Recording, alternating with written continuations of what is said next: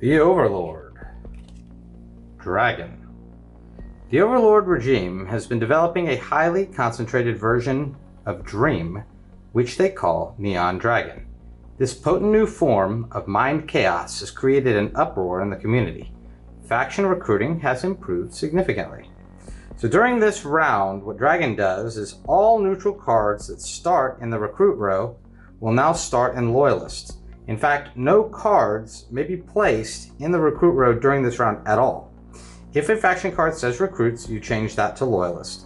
If the card is moved into the recruits, you'll skip that row. So how does that work? So let's take a look at what would happen if I chose this as my starting card. By taking the 8, typically it would be a recruit and start in this row.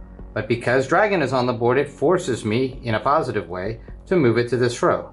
A +1 green would basically go 1 because it skips this row, so that's a +1, okay? +1 red. You can move cards out of the row, just not in, so this would just be another +1.